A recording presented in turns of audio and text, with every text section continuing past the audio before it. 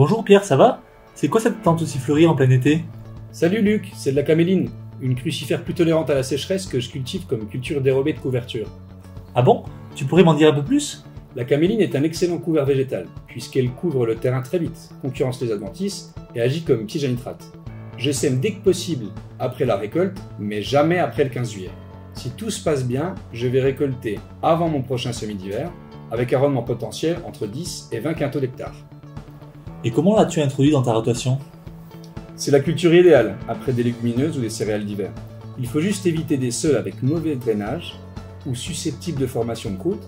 Il faut aussi faire attention aux herbicides résiduels, notamment les ALS et PDS. J'ai vu que la semence est petite. Pour préparer le terrain et semer, c'est compliqué? Pas du tout. L'implantation est très facile. Il faut s'assurer que le terrain est libre d'adventices et si le précédent est une céréale, tu enlèves la paille. Le semis direct est le plus recommandé, mais si cela n'est pas possible, il faut effectuer une préparation du terrain peu profonde. Puis, tu sèmes superficiellement, à moins d'un centimètre, avec un sémoir à 8 kg l'hectare et une séparation entre rangs de 12,5 à 15 cm. Ce n'est pas nécessaire de rouler le terrain après le semis.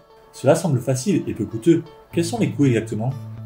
Les semences, puis un apport de 40 unités d'azote, surtout si le précédent est une céréale. Et si la parcelle s'infeste d'adventices ou j'ai trop de repousses de céréales? En cas d'infestation d'adventices graminées, du Kizalafop et Clétodyme sont conseillés. Ravageur? Aucun ravageur n'est actuellement recensé. Et les méligettes? Tu sais qu'il s'agit d'un gros problème ici. Ils ne doivent pas trop aimer la caméline. J'en ai vu une fois, mais sans impact sur le rendement. Et les maladies? La caméline est plus résistante que les autres crucifères. Une fois j'ai eu du mildiou, mais sans dégâts importants. Eh bien, tout ceci me semble très intéressant. Je vais faire quelques hectares cet été.